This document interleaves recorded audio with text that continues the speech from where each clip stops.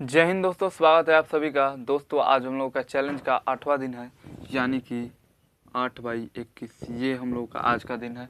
ठीक है, और आज हम लोग देखने वाले हैं एक एक नियम। ये 3 सवाल है बेसिक सा, उसके बाद थोड़ा सा लेवल का देखेंगे। थोड़ा सा नहीं, सब वही रहता है, बेसिक ही रहता है, बस आपको थोड़ा सा दिमाग लगाना रहता है, सब आसान रहता है। ठीक है, थोड़ा डिफरेंट टाइप का देखेंगे। ये तीनों एक ही टाइप का है लगभग, तो ये पहले देख लेते हैं। सवाल से ही आप आज हम लोग समझेंगे। ठीक है, क्योंकि ये एक एक नियम सवाल से ही समझ में आएगा, आपको पता चलेगा कि आखिर ये होता क्या है। ठीक है, तो देखिए, चलिए देखते हैं। देखिए, जैसे ये पहला सवाल है हम लोगों का कि 5 कलमों का मूल्य 22.5 रुपया है, तो 4 कलमों का मूल्य क्या होगा। ठीक है, तो ये आपके मतलब कि साधारण से जीवन में ही पूरा है, मतलब कि लागू होता है, और परीक्षा में तो आएगा ही, लेकिन जीवन में तो पूरा एकदम लागू ही होता है ये सब, क्योंकि हर दिन कुछ ना कुछ खरीदना है, बेचना है, ये सब तो करना ही है। जीवन है तो ये सब करना ही पड़ेगा। ठीक है, तो देखिए पहला क्वेश्चन कह रहा है 5 कलमों का दुम, मतलब कि तो यहाँ पे कैसे बनाया जाता है। जैसे 1 नंबर क्वेश्चन है, 1 नंबर है ना, यहाँ पे बना रहे हैं। तो जैसे देखिए कैसे बनाया जाता है, एक एक नियम लिखा जाता है कि चूंकि 5 कलमों का दाम, यहाँ पे आप नहीं भी लिखेंगे तो माइंड में समझिएगा तो ठीक रहेगा। ठीक है, तो 5 कलमों का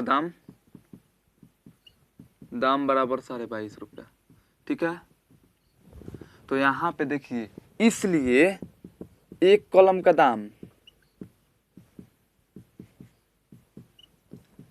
अगर मान लीजिए दो पार्ले जी का दाम है 6 रुपया, तो आप एक पार्ले जी का निकालना होगा, तो क्या करिएगा, 6 में से 2 को भाग दीजिएगा, तब ना निकलेगा कि एक पार्ले जी का 3 रुपया दाम है, तो अब जाके 2 पार्ले जी का दाम 3 दूना 6 रुपया है। ठीक है, तो वैसे ही यहाँ पे क्या है कि 5 कलम का दाम है 22.5 रुपया, तो 1 कलम का दाम क्या होगा, 22/5 रुपया। ठीक है, अब भाग दीजिएगा तो क्या आएगा, ये 5 का 20 आएगा, और फिर 2 बचेगा, फिर पॉइंट आ जाएगा, फिर 25, 4.5 आ जाएगा। ठीक है, अब देखिए, अब यहाँ पे 1 कलम का दाम निकल गया, पूछ कितना रहा है, 4 कलम का, तो यहाँ पे लिखिएगा इसलिए 4 कलम का दाम बराबर, जितना आया है 1 कलम का दाम कितना आया है, 4.5 रुपया ना, तो 4.5 रुपया, और 4 कलम का दाम पूछ रहा है। मान लीजिए 1 कलम का दाम है 2 रुपया, तो 4 कलम का निकालना होगा तो 8 रुपया। वैसे ही यहाँ पे 4.5 रुपया है, तो 4 से गुना करेंगे, कोई सा भी अंक को क्या फर्क पड़ता है। ठीक है, तो क्या करिएगा, गुना करिएगा, तो क्या आ जाएगा, ये 4×5 20 का 0 हासिल 2, फिर 4×4 16, 16 और 2 18 हो जाएगा। यहाँ पे एक अंक के बाद पॉइंट, तो ये 18.0 यानी कि 18 रुपया हो गया आपका आंसर।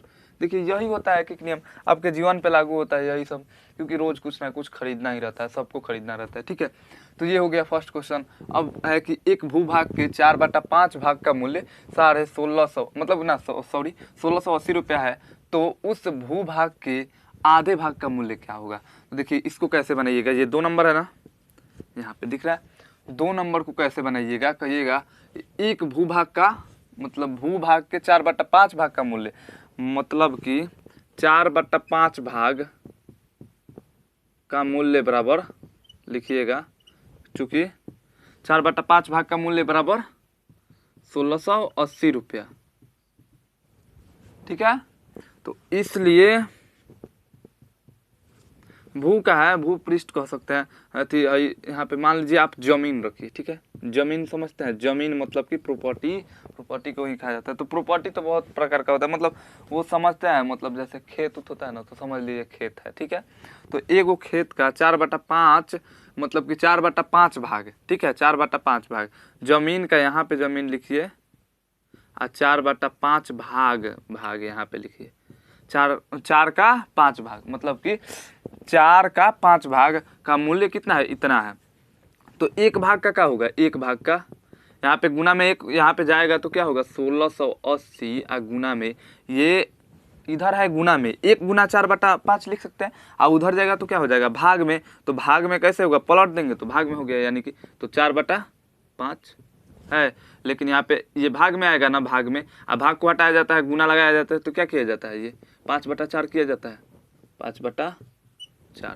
अब सॉल्व करिए, ये कटेगा 4×4 16, और फिर 4 दूना 8, 1 0, गुना कर दीजिए, कितना आया 5 दूना 10, और 5×4 20, 1 21, और 1 0 फिर लगा दीजिए, 2100 रुपया आपका 1 भाग का आ गया।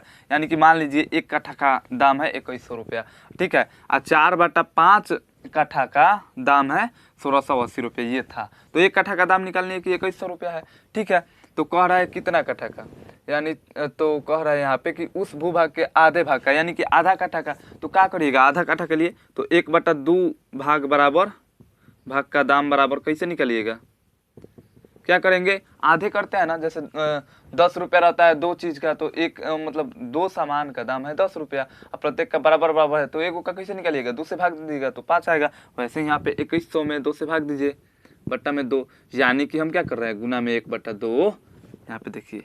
ठीक है, वही चीज़ है, काटिए क्या आ जाएगा, 1050 रुपये, 1050 रुपये, 1050 रुपये, ये आपका आ गया। ठीक है, ये आपको दिख रहा होगा। ठीक है, दिख रहा है ना, देखिए दिख रहा ही होगा, ये वाला थोड़ा देख लीजिएगा।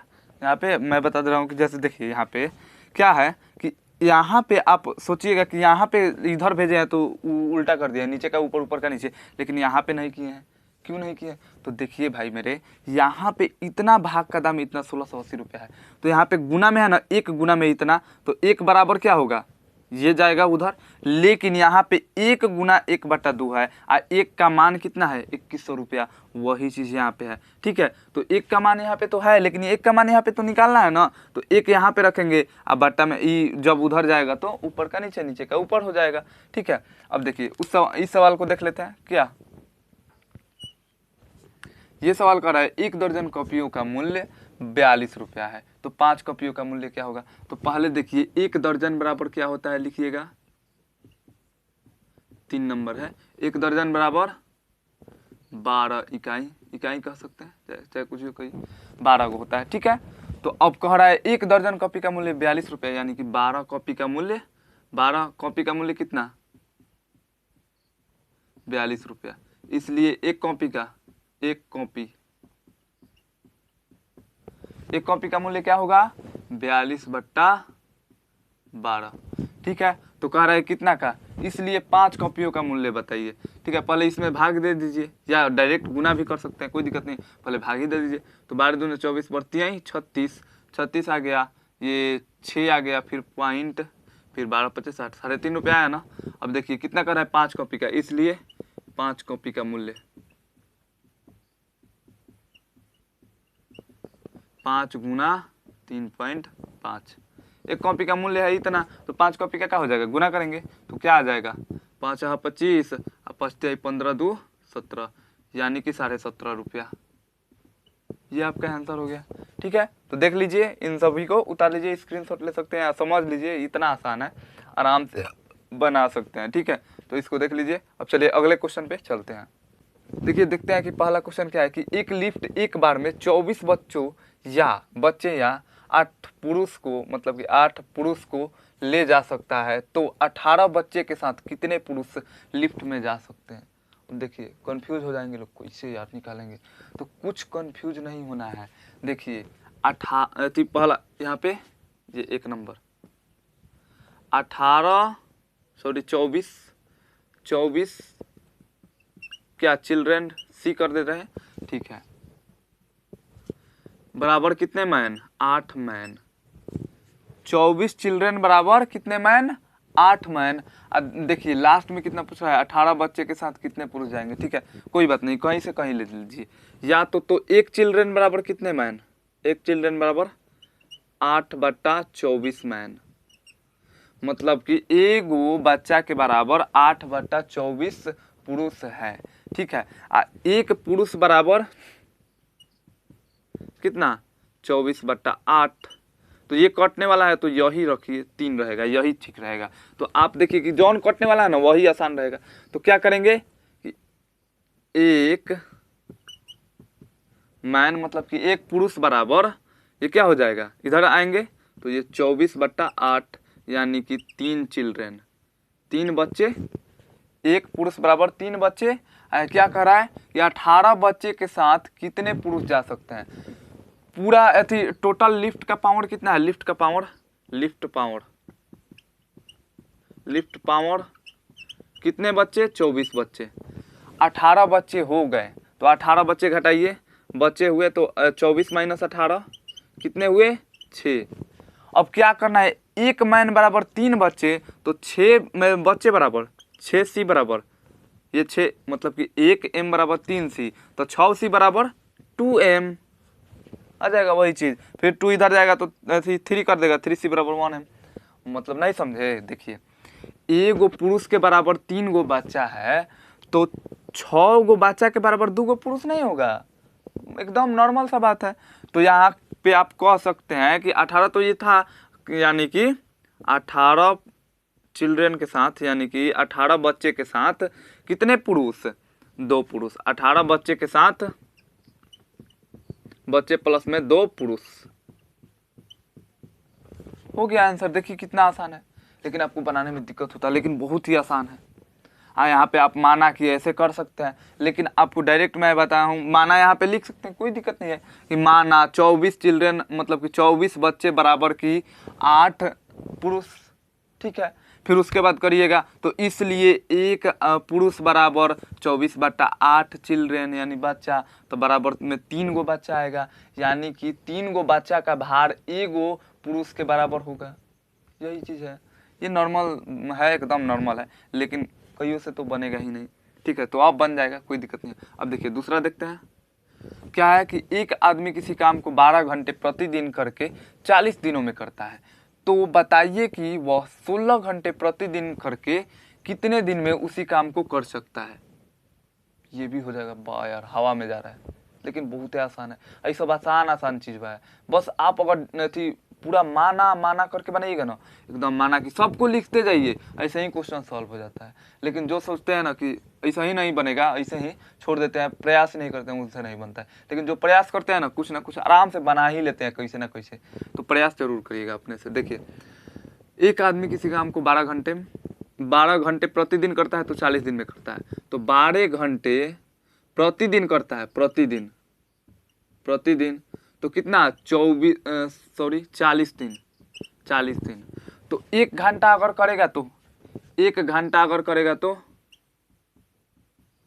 1 घंटा अगर काम करेगा तो कितना दिन लगेगा?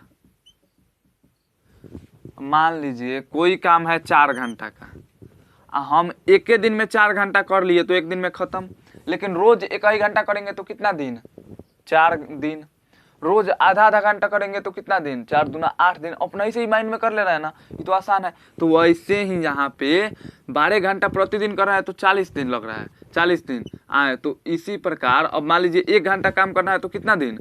40 गुना 12 दिन, 40 गुना 12 दिन। ये आ गया। अब गुना करके लिख दीजिए, कितना हो जाएगा? चाहे रहने दीजिए इसको गुना, क्योंकि आगे तो काटना ही पड़ेगा। ये हो गया। अब कर रहा है उसके बाद इतना है, तो बताइए कि 16 घंटे प्रतिदिन काम करके कितने दिन में कर सकते हैं? तो 16 घंटे काम करेंगे तो क्या हो जाएगा? 40 गुना 12 बट्टा में 16। नहीं समझ में आया? कोई काम मान लीजिए 4 दिन में कोई कर रहा है, 4 घंटा का काम है, 4 दिन 1 ही घंटा कर रहा है तो 4 दिन। अगर 2 घंटा करेगा तो क्या करेंगे आप? 4/2 करेंगे, यानी कि 2 दिन में खत्म हो जाएगा। तो वही चीज़ तो यहाँ पे किया गया है। 16 घंटा कर रहा है तो बट्टा में 16 कर देंगे, वही चीज़ हुआ है। ठीक है, बट्टा में 16 करेंगे। अब काट दीजिए, ये कटेगा 4 चौका 16, 4 तिहाई 12, फिर 4 से 4 दहिया 40, क्या आ गया? यानी कि 30 दिन में पूरा कर लेंगे। देखिए आसान है पूरा। ठीक है, ये हो गया। अब देखिए, अब इसको भी देख लेते हैं। एक किला में 1600 आदमियों के लिए 33 दिनों का राशन है। यदि 600 आदमी और बढ़ जाएं तो राशन कितने दिन तक चलेगा? ये भी देखिए, अगर अच्छा से बनाएंगे तो ये भी बन जाएगा एकदम। एक किला में 1600 आदमियों के लिए 33 दिन का राशन है। 1600 आदमी, यहाँ पे देखिए 3 नंबर, ध्यान से देखिएगा लोग। 1600 नहीं दिख रहा, ये वाला मिटा दे क्या? देखिए इसको उतार लीजिए लोग, वही चीज़ वह यहाँ पे लिखते रहे, क्योंकि उधर शायद नहीं दिखेगा। ठीक है, देखिए इसको मिटा रहे हैं। अब देखिए ये वाला, ये आसान से बनेगा, एकदम आसानी से कह रहा है कि एकदम स्टेप वाइज स्टेप लिखते चलिए कि 1600 आदमियों के लिए 33 दिन का राशन। तो 1600 आदमी के लिए 33 दिन का राशन। ठीक है, तो एक आदमी के लिए कितना होगा? एक आदमी के लिए कितना होगा? 33 गुना में 1600। ठीक है, मतलब कि 1600 आदमी 33 दिन खाएंगे तो राशन खत्म हो जाएगा। अगर एक आदमी खाएगा तो कितना दिन में उस राशन को खत्म करेगा? तो 33 में 1600 से गुना नहीं करेंगे, गुना करेंगे, ठीक है। अब लेकिन निकालना है कितना, यदि 600 आदमी बढ़ जाते हैं तो राशन कितना दिन चलेगा? तो पहले 1600 ना था, तो 1600 प्लस में 600 बराबर कितना हो जाएगा? 2200। तो अब लिखिएगा, इसलिए 2200 आदमी के लिए राशन, आदमी के लिए राशन, राशन, ठीक है, आदमी के लिए राशन। तो क्या हो जाएगा यहाँ पे? 33 गुना में 1600 बट्टा में 2200। देखिए ये वाला समझिए, जैसे मान लीजिए आपके घर में 10 गो रोटी बना है। कितना रोटी? 10 गो रोटी। आप हैं 2 आदमी, 2 आदमी, एक आदमी यानी कि 5-5 रुपये 5-5 रोटी खाएगा। और संजोग से क्या हुआ कि 3 आदमी और ही आ गया, 3 आदमी और ही आ गया, तो कितना कितना रोटी बचेगा? तो कैसे निकालेंगे? तो 2 आदमी आप हैं, 2 अब प्लस में 3 गो और ही आएगा, तो यानी कि 5, तो बाटा में 5 करेंगे, यानी कि 2-2 गो रोटी सब खाएगा सब। तो वैसे ही यहाँ पे करेंगे ना, देखो यहाँ पे क्या करें, 600 आदमी और बढ़ा है इसमें, तो जोड़ेंगे, अब प्लस में जैसे यहाँ पे भाग दिए हैं वैसे ही यहाँ पे भाग देंगे। ठीक है, कितना आसान है। देखिए अब 2 जीरो से 2 जीरो खत्म करिए। अब देखिए 11 दूना 22, गलती आई 33, ठीक है, 2 से 2 8 16, तो क्या आ जाएगा? 24 दिन, यानी कि 24 दिन आपका ये राशन चलेगा। हो गया, ठीक है। तो अब जितना भी क्वेश्चन होगा आप ट्राई करिएगा, बेसिक वाला सब बन जाएगा। और इसका भी होता है, मतलब एडवांस लेवल भी होता है, इसमें आता है, तो वो खैर और भी कंसेप्ट मिला के इधर उधर, फिर परसेंटेज पे भी एक एक नियम लागू होता है, सब पे लागू होता है, सब जगह लागू होता है एक एक नियम, ठीक है। ये और पहले ही बताना चाहिए था, लेकिन कोई दिक्कत नहीं है, देख लीजिए इसको, ठीक है, तो समझ लीजिए। चलिए मिलते हैं नेक्स्ट वीडियो में नेक्स्ट टॉपिक के साथ नेक्स्ट डे, तब तक के लिए जय हिंद।